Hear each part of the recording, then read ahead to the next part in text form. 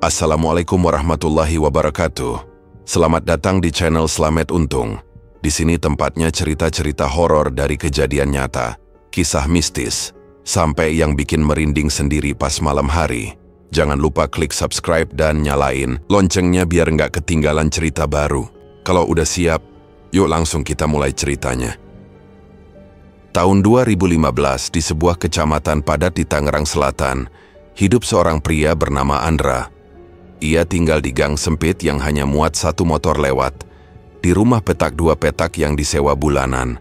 Hari-harinya biasa saja, tak lebih dari rutinitas cari uang untuk makan dan bayar kontrakan. Dulu ia pernah buka usaha laundry kecil, tapi tutup karena rugi. Lalu coba jualan pulsa, juga tenggelam karena saingan makin banyak. Istrinya Rani tetap mendampinginya, tak pernah mengeluh meski hidup mereka makin ke belakang makin seret. Andra bukan pemalas. Ia bangun pagi, ngojek online, kadang bantu cuci motor teman. Tapi tetap saja, uang habis sebelum gajian berikutnya datang. Ia mulai sering duduk di warung kopi tiap malam, menatap kosong ke arah jalan, sambil berpikir kenapa hidupnya tak pernah naik kelas. Di sekitar mereka, teman-teman sekolahnya sudah punya rumah, mobil, dan istri yang pamer di Instagram. Sementara ia masih berjuang bayar cicilan kasur lipat. Hidup ini lucu. Dulu waktu Andra baru menikah dengan Rani, segalanya terasa cukup. Tinggal di rumah petak, makan seadanya, kerja serabutan. Tapi saat waktu berlalu dan dunia di luar terus berlari, Andra merasa dirinya makin tertinggal. Rani tetap sama, sabar, lembut, tak pernah banyak menuntut. Tapi justru itu yang bikin dada Andra makin berat. Rasa gagal itu mengendap seperti karat, tak terlihat tapi menggerogoti setiap hari. Malam itu, hujan gerimis. Warung kopi dekat terminal Ciputat cuma diisi 2 orang, Andra dan bapak pemilik warung yang sedang menyalakan kompor gas. Andra duduk di pojok, rokoknya hampir habis, gelas kopinya tinggal ampas. Matanya kosong menatap genangan air di jalan depan. Dalam benaknya hanya satu pertanyaan, sampai kapan hidup begini? Lagi banyak pikiran, Le? Tanya si bapak warung. Andra cuma mengangguk pelan. Ia sudah lelah menjelaskan hidup ke orang lain. 3 bulan terakhir, ia hanya ngojek seadanya. Order makin sepi, motornya sering rewel. Sementara kontrakan nunggak, utang di warung tetangga makin panjang, dan Rani baru saja bilang gas di dapur habis. Tiba-tiba, suara kursi digeser membuat Andra menoleh. Seorang pria tua, entah dari mana datangnya, duduk di bangku depan. Bajunya kebesaran, warna coklat pudar seperti kain goni tua. Kulitnya keriput, tapi sorot matanya tajam. Ia tidak pesan apapun, hanya duduk sambil memandangi Andra. "Kerjamu apa, Le?" tanyanya tiba-tiba. Andra menoleh cepat. "Maaf, Pak, kau kerja apa?" ulangnya tanpa senyum. Andra ragu menjawab. "Lagi nggak jelas, Pak. Kadang ngojek, kadang bantu orang angkut barang." Pria tua itu mengangguk pelan. Lalu, tanpa berkata apa-apa, ia merogoh kantong bajunya. Tangannya gemetar, kuku-kukunya panjang tak terawat. Ia mengeluarkan secarik kertas lipat lusuh dan meletakkannya di meja Andra. "Kalau kau ingin hidupmu berubah, datang saja ke alamat itu." Andra menatap kertas itu. Tulisannya memakai spidol hitam, besar-besar. Hanya satu nama, Mbah Karsa, dan alamat yang asing, desa kecil di pinggir kota, katanya masuk wilayah belakang hutan karet. "Ini apaan, Pak?" Pria itu tidak menjawab. Ia berdiri pelan, lalu berjalan meninggalkan warung seperti bayangan yang pelan-pelan menghilang. Andra sempat melongok keluar, tapi tak ada siapa-siapa di jalan. "Heh, orang tadi temanmu?" tanya si bapak warung. Andra geleng. "Gak kenal, Pak. Saya kira pelanggan." Orangnya aneh. "Dari tadi saya liatin, dia nggak datang dari arah manapun. Tahu-tahu duduk." Andra kembali duduk. Kertas lusuh itu masih di tangannya. Entah kenapa, dada Andra berdebar pelan saat membaca ulang tulisan itu.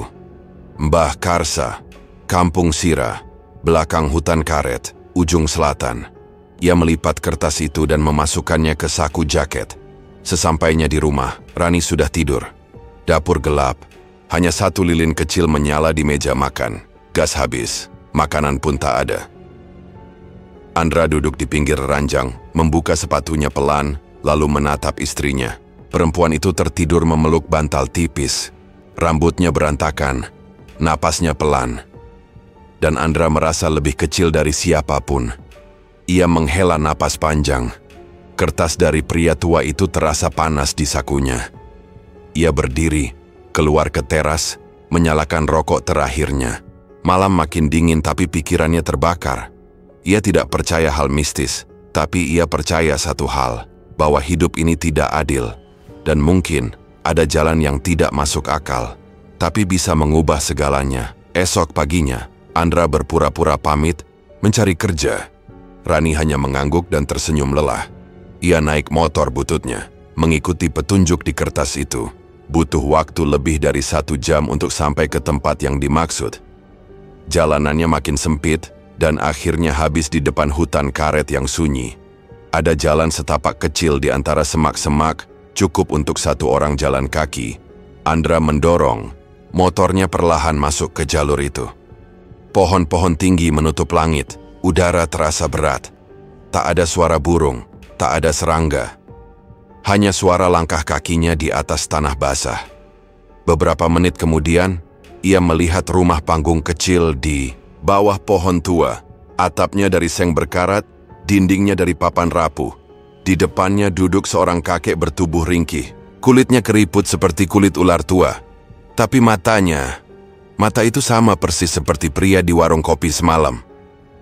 "Namamu Andra, kan?" tanyanya tanpa menoleh. Andra tercekat. "Iya, kok bisa tahu?" Kakek itu terkekeh pelan. "Kamu datang ke sini karena sudah putus asa, kan?" Andra mengangguk pelan.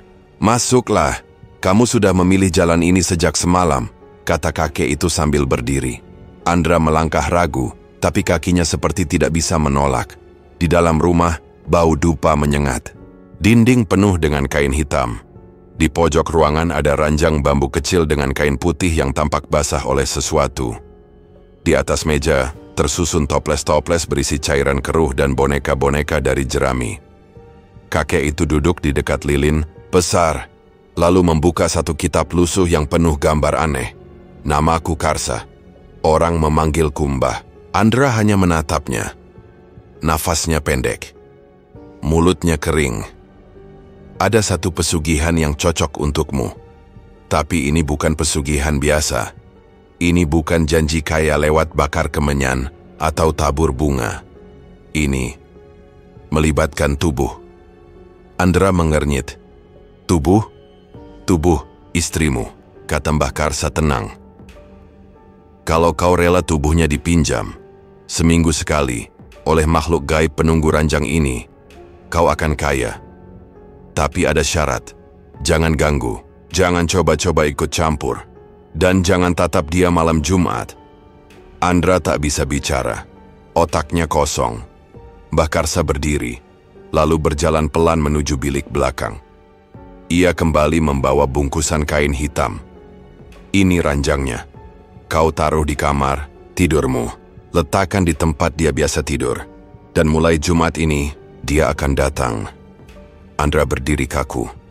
Matanya hanya bisa menatap bungkusan itu. Ada sesuatu di dalamnya yang bergerak. "Kalau kau setuju, jangan kembali ke sini. Jangan tanya lagi. Kau akan tahu sendiri harganya," ujar Mbah Karsa sambil menaruh bungkusan itu di depan pintu. Andra berjalan keluar rumah dengan kepala berdenyut. Motor tuanya tidak mau menyala. Ia mendorong motor itu keluar dari jalur semak sampai kembali ke jalan aspal. Hari sudah sore. Langit seperti lebih gelap dari biasanya. Sesampainya di rumah, Rani menyambutnya dengan senyum kecil. "Gimana, ada lowongan?" Andra hanya mengangguk. "Iya, katanya minggu depan mulai kerja." Rani tampak lega. Ia kembali ke dapur, mulai menanak nasi pakai tungku karena gas belum dibeli.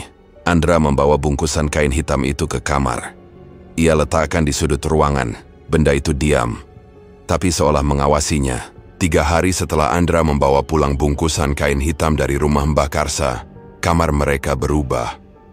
Bukan secara kasat mata. Tidak ada cat dinding baru atau kasur empuk menggantikan kasur lipat lama. Tapi atmosfernya berubah. Malam-malam terasa lebih senyap. Udara dalam kamar lebih lembab. Dan ranjang yang dibungkus kain hitam itu kini berdiri di sudut, belum dibuka. Tapi rasanya seperti benda hidup yang sedang menunggu sesuatu. Andra belum berani cerita ke Rani. Ia hanya bilang bahwa ranjang itu dapat dari teman dan akan dijual ulang. Tapi sebenarnya, tiap kali ia masuk kamar dan memandangi bungkusan itu, jantungnya berdetak lebih cepat dari biasanya. Benda itu tidak bergerak, tidak bersuara. Tapi aura dinginnya membuat bulu kuduknya berdiri tanpa sebab. Malam menjelang malam, Jumat pertama sejak kunjungannya ke Mbah Karsa. Sepulang kerja serabutan mengangkut barang di pasar Ciputat, Andra termenung di dapur. Rani sibuk menyiapkan makan malam, wajahnya cerah seperti biasa. Andra tak tahu bagaimana caranya memulai pembicaraan ini. Tapi ia sadar, kalau ingin semuanya berjalan sesuai perjanjian, maka ritual harus dimulai malam ini. "Ran," panggil Andra pelan. "Iya?" Rani menjawab sambil mengaduk sayur. "Besok kamu libur kan? Gak ada keperluan keluar rumah." Rani mengangguk. "Gak ada. Paling nyuci sama beresin lemari belakang." Andra diam sebentar, lalu berkata, "Nanti malam, aku minta kamu tidur. Duluan, aku mau beresin sesuatu di kamar." Rani menoleh. "Kamu gak apa-apa?" Andra tersenyum kecil. "Gak apa-apa, aku cuman butuh..."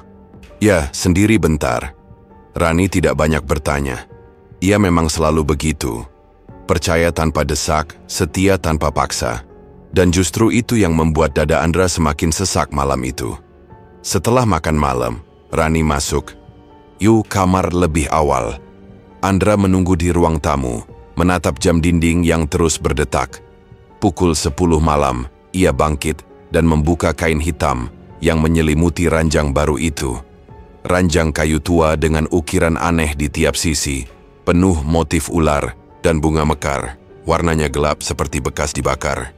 Ia memegang sisi ranjang itu pelan, dingin seperti batu. Ia kembali mengingat peringatan Mbah Karsa. Ranjang ini hanya bisa digunakan untuk satu hal, persembahan tubuh. Jin bernama Jaltor, seekor genderuwo tua, akan datang setiap malam Jumat untuk mengambil bagian dari tubuh Rani. Tapi Jaltor tidak akan datang sebagai dirinya yang asli. Ia akan menyamar sebagai pria tampan, agar tubuh manusia bisa menerimanya tanpa ambruk seketika. Andra menatap kamar. Lampu dimatikan. Hanya satu lilin menyala di pojok ruangan. Rani sudah tertidur di sisi tempat tidur. Andra memegang bungkusan, kecil dari Mbah Karsa, sebotol cairan bening dan sehelai kain tipis yang harus ditaruh di bawah bantal istrinya. Ia mengikuti instruksi dengan tangan gemetar. Cairan itu diteteskan ke bantal dan ke sudut ranjang. Kain kecil berwarna putih kekuningan. Ia selipkan tanpa membangunkan Rani. Pukul 11 malam lewat. Rani mulai gelisah dalam tidur. Tubuhnya berkeringat, napasnya berat. Andra mundur perlahan, berdiri di ambang pintu kamar. Ia hanya menatap dari sana. Dadanya sesak, pikirannya beradu antara logika dan niat buruk. Tak lama kemudian lampu lilin bergetar. Angin dingin masuk dari celah jendela. Dan tiba-tiba, ranjang itu bergerak sendiri. Pelan, tapi pasti. Seperti tubuh makhluk raksasa yang bangkit dari tidur panjang. Rani menggeliat. Bibirnya komat kamit dalam tidur. Tangan kanannya mencengkeram spray. Tubuhnya menggeliat halus. Seperti sedang disentuh oleh sesuatu yang tak terlihat. Andra menahan napas. Ia ingin lari. Tapi tubuhnya kaku. Di depan matanya, siluet samar muncul di sisi ranjang. Bayangan seorang pria, tinggi, tegap, rambut panjang, tapi wajahnya kabur oleh gelap. Hanya matanya yang terlihat, dan senyum samar yang membuat Andra mual. Dia akan baik-baik saja, terdengar suara dalam kepala Andra. Tapi bukan suara Rani, bukan juga suara siapapun yang manusia. Ia menutup pintu perlahan dan mundur ke ruang tamu. Di sana ia duduk diam, tangan gemetar, keringat dingin membasahi punggung. Suara ranjang yang berderit pelan masih terdengar dari kamar. Bukan suara keras, tapi cukup untuk membuat telinga Andra panas. Beberapa menit terasa seperti berjam-jam. Ketika suara itu hilang, rumah menjadi sangat sunyi. Andra tak langsung masuk kamar. Ia tidur di lantai ruang tamu, menggulung dirinya dengan selimut tipis sambil memejamkan mata kuat-kuat. Tapi ia tahu, malam ini, sesuatu sudah berubah. Pagi harinya, Rani bangun seperti biasa. Tapi wajahnya lebih pucat, matanya sayu. Ia tidak banyak bicara. Ketika Andra tanya apakah ia mimpi aneh, Rani hanya menjawab, "Aku lupa." Tapi rasanya capek banget. Ia memegang pinggangnya pelan lalu berkata lirih, kayak habis olahraga berat. Andra hanya mengangguk, pura-pura tak paham. Hari-hari berikutnya berjalan seperti biasa. Tapi malam Jumat berikutnya, gejala yang sama terulang. Kali ini Andra tak menunggu di luar kamar. Ia pergi ke warung sampai lewat tengah malam baru pulang saat semuanya tenang. Rani pun tak banyak tanya. Tapi tiap bangun Jumat pagi tubuhnya makin lemas. Mukanya pucat dan ia selalu bilang, "Aku mimpi aneh lagi." 2 bulan berjalan. Warung makan kecil Andra yang dulu sepi tiba-tiba ramai. Ada seseorang yang entah dari mana mendanai renovasi dan menyediakan alat-alat dapur baru. Promosi dari mulut ke mulut membuat pembeli berdatangan. Bahkan Andra sudah mulai menabung untuk beli mobil bekas. Tapi di balik semua itu, ada bayangan. Gelap yang makin membesar, Rani makin pendiam, tubuhnya makin kurus, dan ranjang itu makin terasa hidup. Tiap malam Jumat, Andra tidak berani dekat kamar. Dari ruang tamu, ia mendengar suara berat, seperti napas makhluk besar, dan kadang suara erangan pelan yang bukan suara istrinya. Andra tahu sejak awal bahwa jalan yang ia ambil bukan jalan biasa.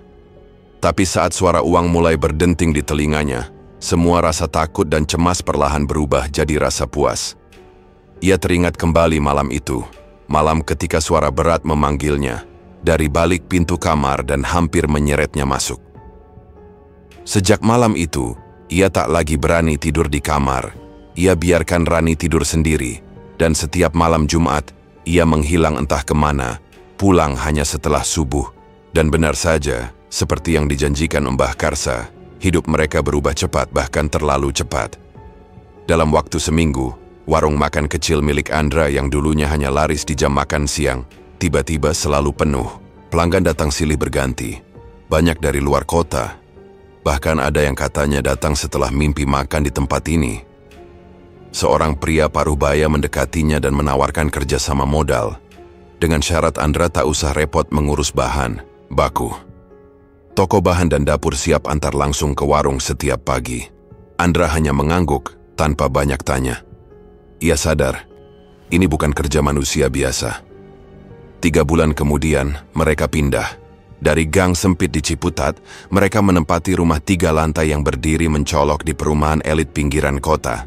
Andra membeli mobil second, mengganti semua perabotan, dan memberi Rani semua yang dulu tak bisa ia beri. Baju baru, perhiasan, skincare mahal. Tapi dari semua yang ia beri, hanya satu yang tak bisa ia gantikan. Wajah Rani yang semakin hari semakin kosong. "Sayang," ujar Rani suatu pagi sambil duduk di meja makan.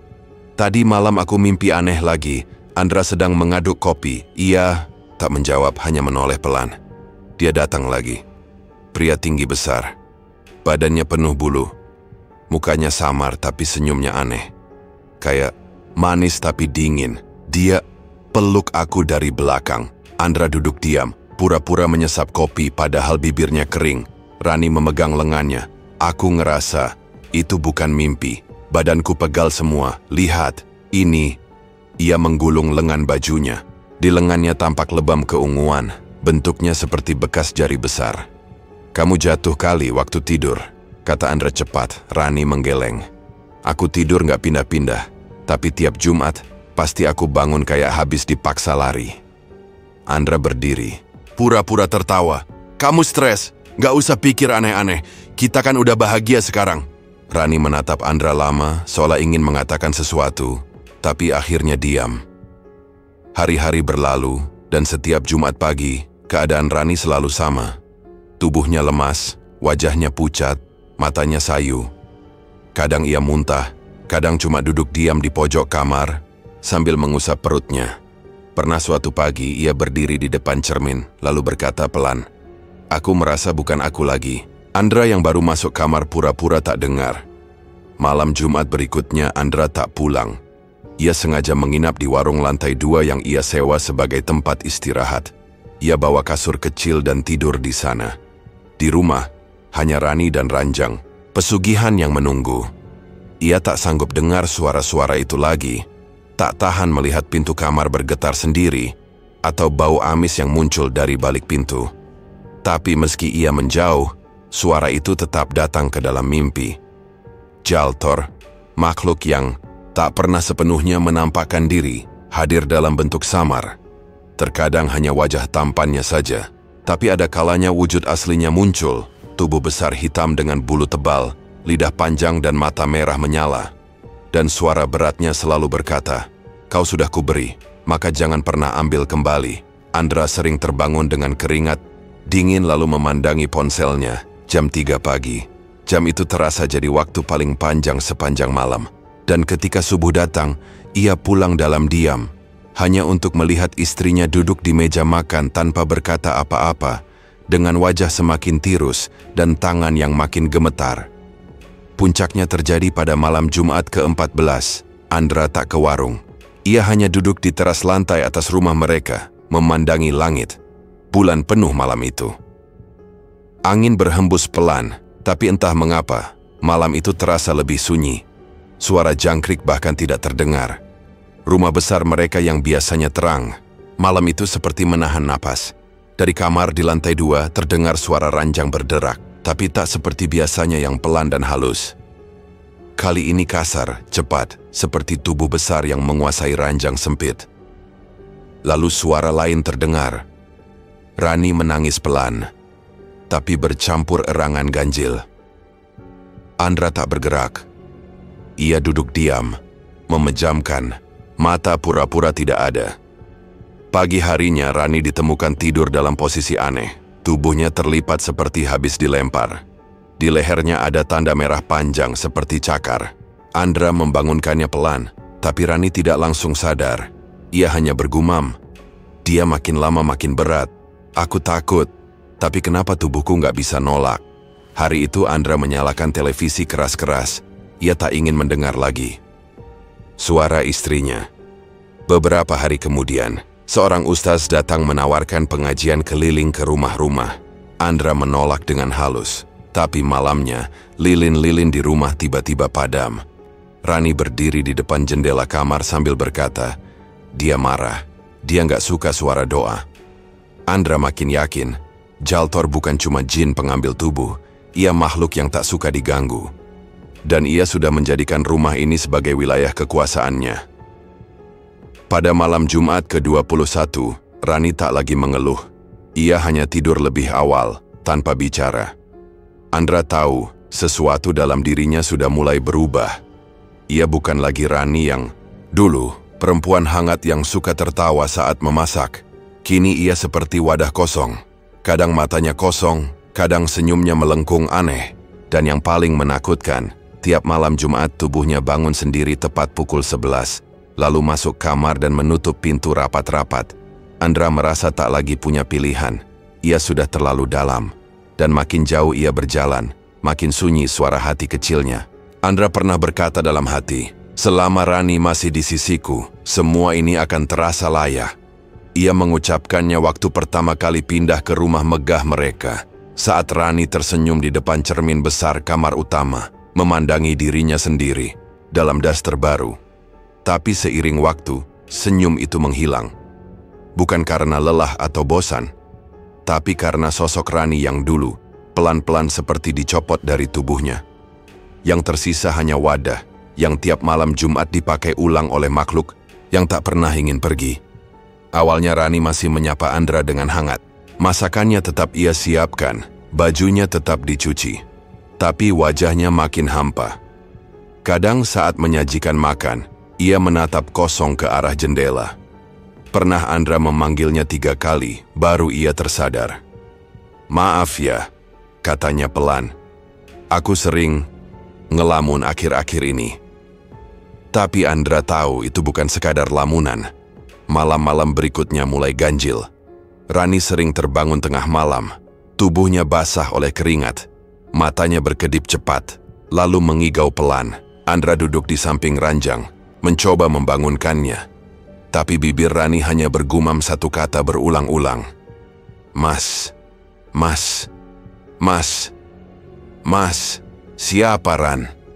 Tanya Andra pelan, separuh takut, separuh cemburu. Tapi Rani tak menjawab. Ia hanya menangis dalam tidur, lalu kembali diam seperti patung. Pagi harinya, Andra menyinggung kejadian semalam. Rani hanya tertawa ringan. Mungkin Mas yang itu, yang di mimpiku. Aku rasa aku udah nikah sama dia. Kalimat itu keluar begitu saja, seolah biasa. Tapi Andra langsung membeku. Tangannya yang menggenggam sendok tiba-tiba gemetar. Apa maksudmu? Andra menatapnya. Rani masih tersenyum. Aku mimpi. Tiap malam Jumat aku tidur sama seseorang. Tapi dia bukan kamu, bukan siapa-siapa. Tapi terasa nyata. Aku ngerasa dia suamiku. Aku bahkan ingat baunya, keringatnya, caranya nyentuh. Ia bicara seperti sedang cerita liburan ringan jujur tanpa beban. Andra berdiri. Kursi bergeser kasar. Rani menatapnya sebentar, lalu kembali menunduk. Aku nggak bohong Mas, katanya pelan. Aku takut, tapi aku juga nggak bisa nolak. Hari itu, Andra tak ke warung. Ia mengurung diri di kamar lantai 2, duduk di lantai, menatap dinding kosong. Kata-kata Rani terus terputar di kepalanya. Ia sudah tahu dari awal bahwa pesugihan ini menuntut banyak. Tapi tidak pernah ia pikir, Rani akan kehilangan dirinya sepenuhnya. Malam Jumat berikutnya, suasana rumah makin dingin. Lampu-lampu sering berkedip tanpa sebab. Angin berdesir lewat celah pintu meski jendela tertutup rapat. Dan ketika jam dinding berdetak ke arah tengah malam, Rani berdiri dari tempat duduknya tanpa bicara. Ia seperti ditarik oleh sesuatu. Matanya kosong. Kakinya melangkah sendiri ke kamar. Ia masuk lalu menutup pintu perlahan. Andra berdiri di ujung tangga, memandangi semuanya dalam diam. Ia sudah tidak berani menegur atau mencoba mencegah. Ia hanya menatap dengan jantung berdegup lebih cepat dari biasanya. Dan di balik pintu, terdengar suara ranjang berderak, disusul suara napas berat yang bukan milik manusia. Besok paginya, Rani bangun seperti biasa, tapi ada luka gores di lehernya. Ketika Andra bertanya, Rani hanya menjawab, "Dia makin kasar sekarang."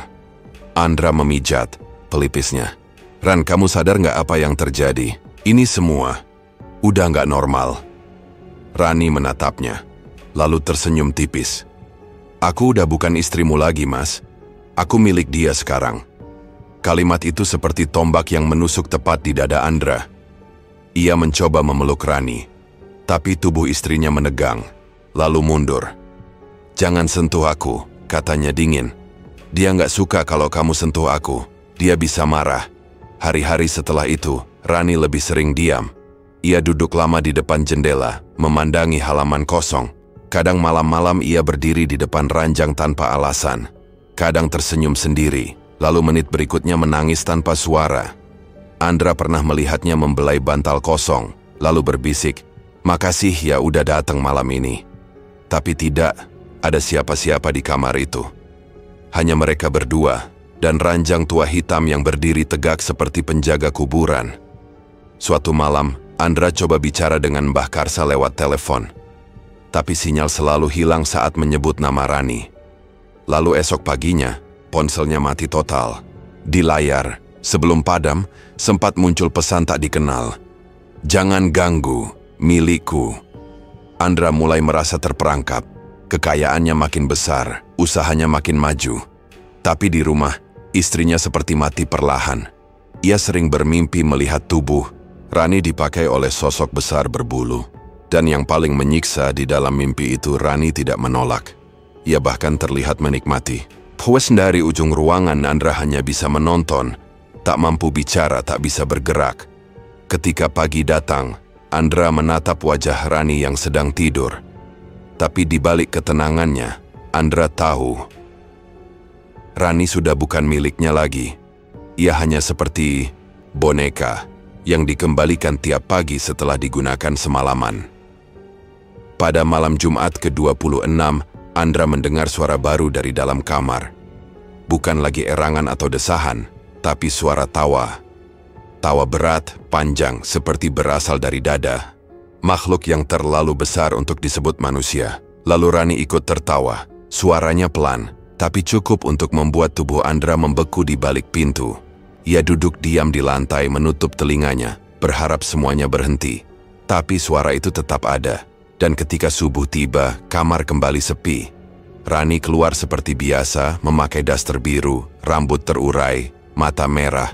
Ia duduk di meja makan, menatap Andra. "Kalau aku minta izin bahwa dia tinggal di sini, kamu marah nggak?" tanyanya. Andra hanya menatap kosong. Ia tak tahu lagi mana batas antara kenyataan dan kegilaan. Rani tersenyum. "Aku nggak bercanda. Dia bilang mau tinggal. Katanya, dia sudah nyaman di tubuhku." Andra tak menjawab. Ia berdiri pelan, lalu keluar rumah. Di jalan, ia menatap rumah megahnya dari luar. Andra masih ingat jelas ucapan Mbah Karsa waktu pertama kali menyerahkan ranjang itu ke tangannya. "Jangan pernah buka pintu saat malam Jumat. Jangan ganggu, jangan menatap. Kalau kau langgar, dia tidak hanya akan ambil tubuh, tapi juga akalmu." Tapi setelah lebih dari 30 malam Jumat berlalu, larangan itu tak lagi cukup menahan keinginannya untuk tahu. Rasa penasaran tumbuh bersamaan dengan ketakutan, dan pada akhirnya, manusia memang mudah lupa janji ketika dihantui oleh rasa ingin tahu yang mendesak. Malam itu Andra tidak pergi ke warung seperti biasanya. Ia tetap di rumah. Duduk di lantai 2, lampu dimatikan, hanya ditemani lampu taman yang menerobos dari jendela. Rumah besar itu sunyi. Terlalu sunyi untuk ukuran rumah yang dihuni 2 orang. Rani sudah masuk kamar sejak habis Isya. Ia tidak bicara apa-apa, hanya menatap Andra lama, lalu berjalan pelan seperti biasa menuju kamar tidur. Suasana tubuhnya seperti biasa, tenang tapi menggantung. Seperti orang yang hendak tidur bersama sesuatu, bukan seseorang. Jam dinding menunjukkan hampir tengah malam. Udara di dalam rumah berubah lebih dingin. Hidung Andra mencium aroma asing, bau busuk bercampur amis logam. Ia turun perlahan, berdiri di depan kamar. Pintu itu sedikit terbuka, tidak rapat. Cahaya kuning dari dalam mengalir keluar, redup seperti cahaya lilin. Andra menempelkan telinga ke pintu. Suara ranjang berderak mulai terdengar. Tapi malam itu bukan seperti biasanya. Deraknya keras, cepat, seperti ranjang itu diguncang oleh tenaga luar biasa. Lalu suara desahan muncul, panjang, berat, tidak seperti suara Rani. Diikuti suara napas kasar, dalam, seperti makhluk besar yang tengah memaksakan dirinya pada sesuatu. Jantung Andra berdetak lebih kencang, kakinya bergetar. Tapi entah apa yang mendorongnya malam itu. Ia meraih gagang pintu. Pelan, sangat pelan. Dan ia mendorong pintu itu terbuka, cukup untuk melihat ke dalam. Apa yang ia lihat membuat tubuhnya langsung kaku. Rani telentang di ranjang. Tubuhnya terangkat beberapa sentimeter dari kasur, seperti ada yang menahan dari bawah. Tapi tidak ada tangan. Yang terlihat jelas adalah sesosok pria bertubuh besar, berotot, dengan punggung berbulu tebal. Punggung itu bergerak cepat, naik turun, mendesak tubuh Rani yang terlihat pasrah. Suara berat makhluk itu bergema dalam kamar. Rani memejamkan mata, bibirnya terbuka, tubuhnya terguncang. Andra nyaris jatuh, tapi kakinya terpaku. Lalu makhluk itu berhenti bergerak. Ia menoleh. Dan saat itulah Andra melihat wajahnya, wajah pria tampan. Kulit putih, rambut hitam panjang, rahang kokoh, tapi mata itu hitam legam, tak punya bola mata. Dan dari sela bibirnya, taring-taring panjang menyembul, meneteskan cairan bening. Makhluk itu tersenyum. Senyum yang membuat Andra langsung memuntahkan isi perutnya di lantai. Ia mundur menutup pintu cepat-cepat. Tubuhnya gemetar, keringat dingin membasahi seluruh punggung. Ia jatuh terduduk di depan kamar, napasnya pendek-pendek. Rasa mual tak berhenti. Di dalam kamar suara ranjang terus bergerak makin keras makin liar. Disusul suara Rani yang mendesah panjang, lalu tertawa kecil, lirih, tapi tajam di telinga Andra. Tak ia bangkit lari ke kamar mandi, membasuh wajah. Tapi bayangan wajah makhluk itu terus melekat. Ketika ia menatap cermin, ia hampir yakin makhluk itu berdiri di belakangnya. Tapi saat ia menoleh, tak ada siapa-siapa. Pagi harinya, Rani bangun dengan tubuh lemas. Tapi ada yang berbeda. Sorot matanya kosong, lebih kosong dari biasanya. Ia tidak menatap Andra sama sekali. Bahkan saat diajak bicara pun hanya diam. Ketika Andra menyentuh bahunya, Rani mendesis pelan seperti kucing. "Ran, kamu kenapa?" tanya Andra. Rani berdiri, memutar lehernya perlahan. Gerakannya seperti bukan manusia. Lalu ia berjalan ke arah jendela, menatap keluar. "Aku capek, Mas," katanya pelan. "Capek jadi milik dua orang." Andra terpaku. "Ran, maksudmu apa?" Rani menoleh, tapi matanya bukan seperti mata istrinya. Wajahnya tetap sama, tapi ekspresinya aneh. Senyumnya miring, napasnya berat. "Semalam kamu lihat ya?" katanya. "Kau melanggar. Kau lihat kami." Andra mundur. "Aku nggak sengaja." "Kau melanggar, Andra." Suara itu bukan seperti suara Rani. Lebih berat, dalam. Seolah dua suara keluar bersamaan. Setelah malam itu, malam ketika Andra melanggar larangan dan melihat sendiri sosok Yaltor di atas tubuh istrinya, semuanya tak pernah kembali seperti semula. Dulu ia pikir hanya tubuh Rani yang dipakai, lalu dikembalikan tiap pagi. Tapi ternyata bukan begitu. Sekarang tubuh itu tidak benar-benar kembali. Yang pulang setiap pagi adalah wadah kosong dengan wajah yang masih sama, tapi dengan isi yang perlahan-lahan digantikan oleh sesuatu yang gelap dan asing. Pagi itu Rani duduk di meja makan tanpa bicara. Matanya kosong menatap ke arah dinding. Andra menyiapkan teh hangat, mencoba pura-pura semuanya baik-baik saja. Tapi saat menyodorkan gelas, tangan Rani menepis keras dan cairan panas itu tumpah ke lantai. "Aku nggak suka bau ini," katanya dengan suara berat. Suara itu terdengar seperti milik dua orang yang berbicara bersamaan. Satu perempuan, satu laki-laki dengan nada rendah dan kasar.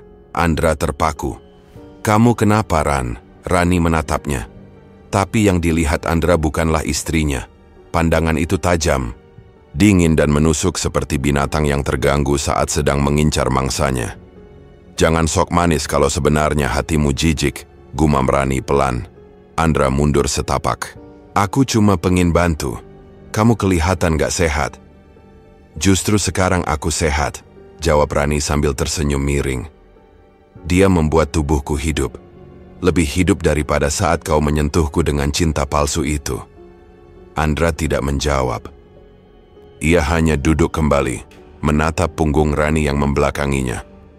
Punggung itu sekarang tampak lebih kurus, tapi tegaknya seperti bukan manusia biasa. Tegak dan kaku, seolah ada sesuatu di dalam tubuh itu yang menjaga agar tidak roboh. Beberapa hari kemudian Rani mulai menunjukkan tanda-tanda lain. Ia berdiri berjam-jam di depan cermin, kadang tertawa, lalu menangis tanpa suara. Kadang menyisir rambutnya sendiri, lalu bicara dengan pantulan bayangannya seolah sedang berdialog. Pernah Andra mengintip dari sela pintu dan melihat Rani mencium cermin, lalu menjilatnya perlahan sambil menggumam, "Kau makin tampan, Mas." Yang membuat Andra paling terguncang adalah saat ia memanggil seorang ustaz dari masjid sekitar untuk membacakan doa di rumah. Saat ayat pertama diputar dari pengeras suara kecil, Rani langsung berteriak dari dalam kamar. Suaranya melengking, tapi bukan seperti teriakan manusia. Lebih mirip suara besi dikerat dengan kuku tajam. Dan saat pintu kamar dibuka, Rani ditemukan sedang menggeliat di atas ranjang. Tubuhnya menegang, sambil menggigit bibir dan menggumam nama Yaltor seperti merapal pujian. Mas, sentuh aku lagi. Jangan berhenti." Ustaz itu ketakutan. Wajahnya pucat. Ia langsung menutup Al-Quran dan berkata pada Andra, "Maaf, ini bukan kesurupan biasa. Ini bukan jin sembarangan. Ini jin yang sudah tinggal di tubuhnya, sudah tidur di dalam jiwanya." Andra mencoba meyakinkan dirinya bahwa semua ini masih bisa diperbaiki. Tapi tiap Jumat malam suasana rumah berubah seperti neraka. Dingin, lembab, dan selalu ada bau amis yang menyengat dari kamar utama. Kadang muncul genangan air merah gelap di pojok kamar, mengering tanpa jejak. Kadang ranjang, berguncang sendiri bahkan ketika tidak ada orang di dalamnya. Pembantu rumah satu persatu pamit. Yang pertama, Bu Imas mengaku melihat bayangan tinggi besar keluar dari kamar sambil menyeret rantai. Yang kedua, Jumi menangis semalaman karena mimpi disetubuhi oleh sosok hitam yang menindihnya di dapur. Yang ketiga, Darto, satpam komplek yang kerja paruh waktu bersih-bersih, langsung kabur setelah melihat Rani berjalan merangkak turun tangga dengan posisi kepala memutar ke belakang. Kini rumah itu hanya dihuni 2 orang, Andra dan sesuatu yang memakai tubuh istrinya. "Ran, kamu masih bisa dengar aku?" tanya Andra suatu malam, duduk di kursi dekat kamar. Rani sedang berdiri di dalam ruangan, tubuhnya menghadap cermin. "Kamu mau bicara sama siapa?" Jawab Rani tanpa menoleh. "Ya, sama kamu Rani, istriku. Aku bukan istrimu lagi. Ran, tolong, kita hentikan ini. Kita pergi dari sini. Kita cari bantuan. Aku tahu ini salahku." Rani menoleh. Wajahnya tak berubah, tapi matanya bukan lagi milik Rani. Ada semburat merah di pupilnya. Tatapannya kosong tapi sinis. "Kalau kau ingin pergi, silakan. Tapi aku tidak akan ikut. Dia sudah berikan yang tidak pernah kau bisa." "Apa maksudmu?" "Kenikmatan Andra. Ketenangan. Tubuhku tidak pernah berbohong. Saat dia menyentuhku, aku utuh." Andra bangkit berdiri. Nafasnya berat. Ia tahu, wanita di hadapannya bukan lagi Rani, tapi otaknya menolak untuk menerima sepenuhnya. Malam Jumat ke-35 datang. Rani mengunci diri di kamar sejak maghrib. Andra duduk di ruang tamu, menyalakan semua lampu, menutup tirai, dan memutar zikir dari laptop. Tapi tidak ada yang bisa menutupi suara dari dalam kamar. Suara desahan keras, ranjang yang bergetar liar, dan sesuatu yang berbisik lewat ventilasi. "Andra, kenapa kau tidak ikut masuk? Kau bisa lihat, bisa merasakan juga." Andra menutup telinga, tapi suara itu tetap menyusup masuk. Ia menangis pelan. Tangannya gemetar. Malam itu ia tidur di lantai dapur, memeluk lutut sendiri. Keesokan paginya, Andra menemukan kamar dalam keadaan kacau. Sprei robek, cermin pecah, dan darah menetes dari ujung kasur. Rani duduk di tengah ranjang telanjang tersenyum ke arahnya. "Aku sudah hamil, Mas." Andra hampir terjatuh. Apa maksudmu?" "Dia tanamkan benihnya semalam. Dan aku senang. Aku merasa lengkap sekarang." Andra menatap perut Rani. Belum tampak apa-apa, tapi wajahnya menunjukkan keyakinan yang tidak bisa disangkal. Andra masih teringat betul malam saat ia melanggar larangan Mbah Karsa dan membuka pintu kamar. Sejak malam itu, segalanya tak lagi bisa ia kendalikan. Rani bukan lagi perempuan yang ia nikahi. Rumah itu bukan lagi rumah yang ia bangun dari hasil kerja keras. Dan ranjang itu, benda tua berukir yang dulu diselubungi kain hitam, kini telah menjadi pusat dari semua kengerian. Setiap malam Jumat, suara desahan dan jeritan bercampur tawa menggema dari balik pintu kamar. Tapi malam ini, malam Jumat ke-40, semuanya terasa berbeda sejak awal matahari tenggelam. Langit terlihat kelabu meski tidak mendung. Angin bertiup lebih kencang dari biasanya, membuat pohon-pohon di halaman belakang berderit seperti hendak tumbang. Udara di dalam rumah jadi pengap. Bau amis yang biasanya hanya muncul malam Jumat kini sudah tercium sejak sore. Andra tahu ini bukan malam biasa, ini adalah malam penentuan. Ia duduk di kursi dekat tangga, tubuhnya gemetar tanpa bisa dikendalikan. Rani belum keluar kamar sejak pagi, tidak makan, tidak bicara. Dandra tak sanggup membuka pintu, hanya menempelkan telinganya dan mendengar suara samar dari dalam. Bisikan yang entah dari mulut siapa. Menjelang pukul 11 malam, rumah menjadi sangat senyap. Bahkan suara kipas angin yang biasa berdengung pun ikut mati. Andra berdiri, menatap ke arah kamar dengan tubuh kaku. Jantungnya berdetak lebih cepat. Ia tahu bahwa waktu sudah sampai. Kakinya berjalan perlahan, seperti ditarik sesuatu. Di depan pintu kamar, ia menatap gagangnya. Tangan kirinya terulur, Tapi sebelum menyentuh, pintu itu terbuka sendiri perlahan. Tidak ada angin, tidak ada yang menyentuhnya. Tapi pintu bergerak seperti memang mengundang Andra masuk. Langkah pertamanya terasa berat, tapi ia terus berjalan. Di dalam, lampu kamar padam. Hanya cahaya bulan dari jendela yang menyelinap lewat tirai tipis. Dan saat matanya mulai menyesuaikan diri dengan gelap, Andra melihatnya. Rani, istrinya, tergantung di atas ranjang. Tubuhnya telanjang, menggantung dengan posisi melayang 1 jengkal dari kasur. Tangannya terjulur lurus ke samping, kepalanya menunduk, rambutnya menutupi wajah. Di tubuhnya penuh luka lebam, cakaran dan goresan panjang yang masih mengeluarkan darah. Dadanya tidak bergerak, bibirnya menganga.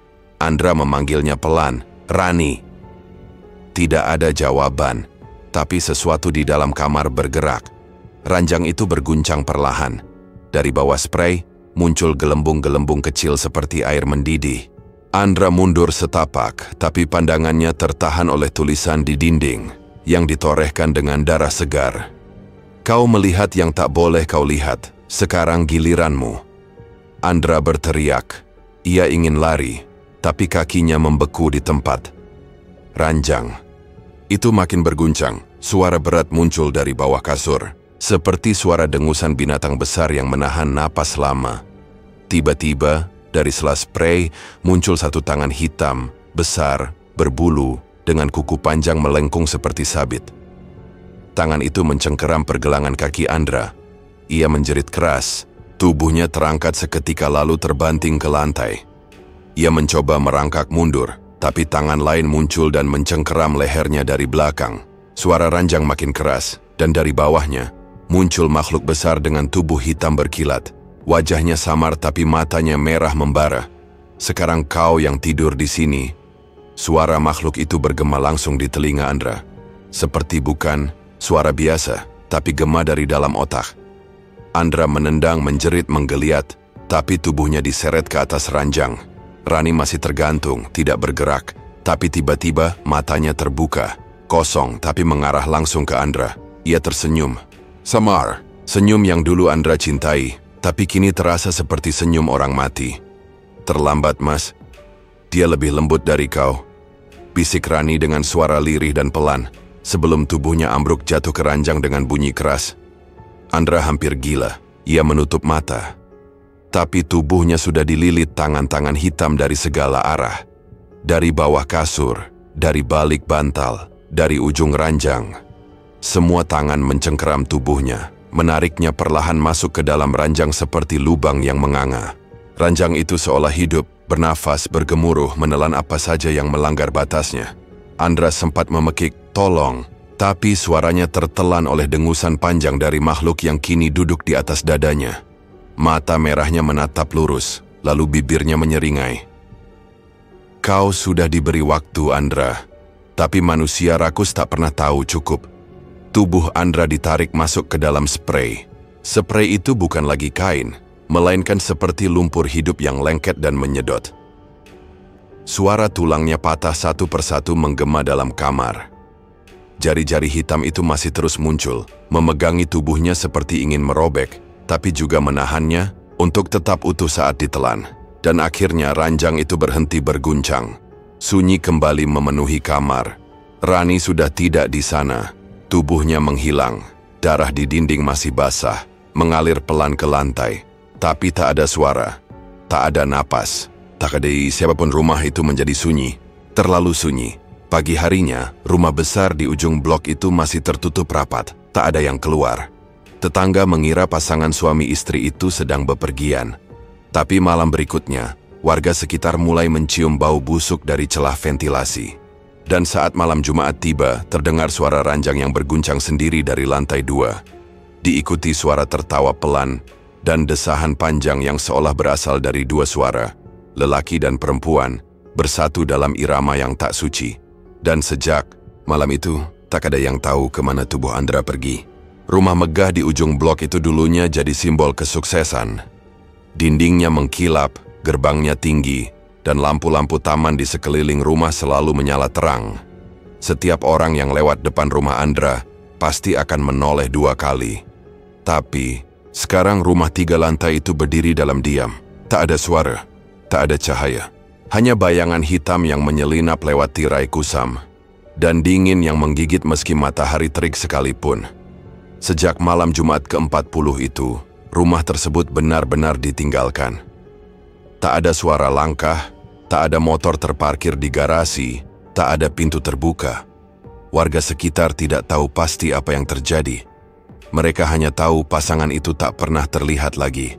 Andra dan Rani, nama yang dulu disebut penuh kagum, kini hanya jadi bisik-bisik. Orang-orang menyebut rumah itu dengan nama baru, Ranjang Pesugihan. Dari luar, rumah itu masih kokoh. Tapi pelan-pelan, rumput liar mulai tumbuh liar di halaman. Cat dinding mulai mengelupas, kusen pintu lapuk digerogoti cuaca. Dan meski sudah kosong, ada satu hal yang tetap tinggal di sana. Ranjang tua di kamar utama. Ranjang yang dulu dibawa Andra dalam kain hitam dari tempat Mbah Karsa. Ranjang yang katanya membawa kekayaan. Ranjang yang kini jadi sumber suara malam Jumat yang tak pernah berhenti. Setiap malam Jumat, warga sekitar mendengar suara derakan kayu yang berulang-ulang dari lantai 2. Kadang pelan, kadang keras, seperti ranjang sedang digunakan oleh tubuh-tubuh berat yang tak bisa dilihat.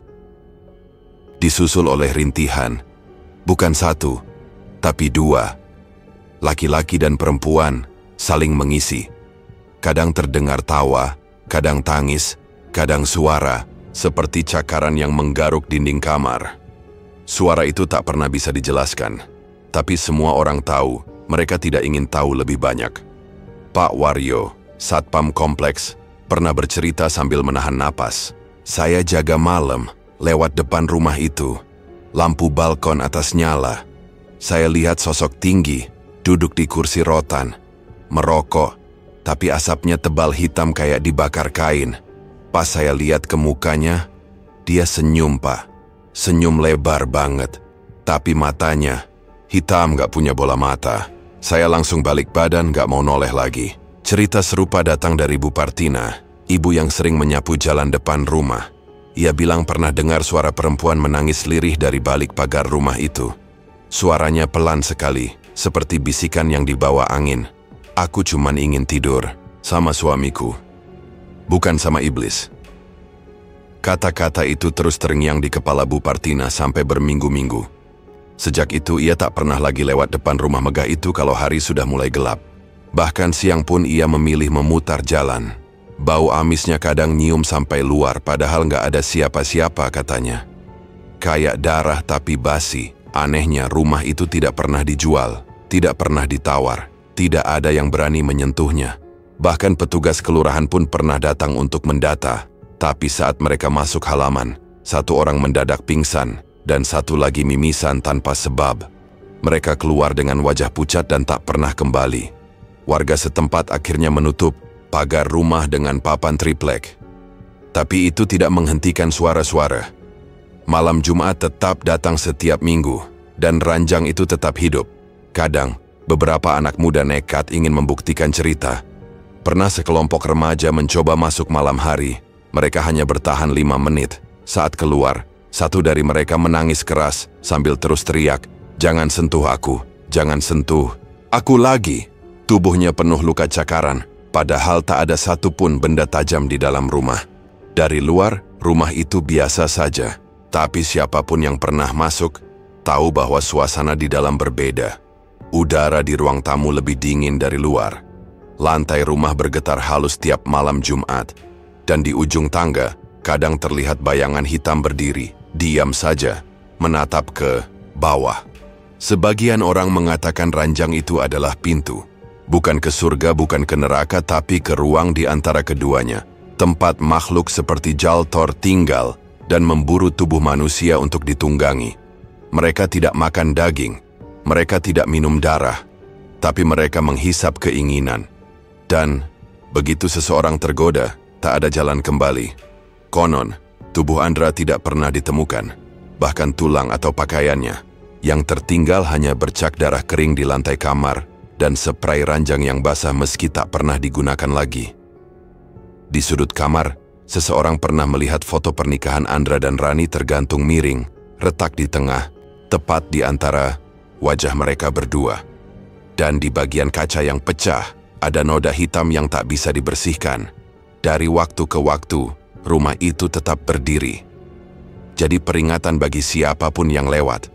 Kekayaan bukan cuma soal kerja keras, tapi juga soal harga yang kau bayar. Dan jika kau memilih membayar dengan tubuh orang yang kau cintai, jangan harap kau bisa memilikinya kembali utuh.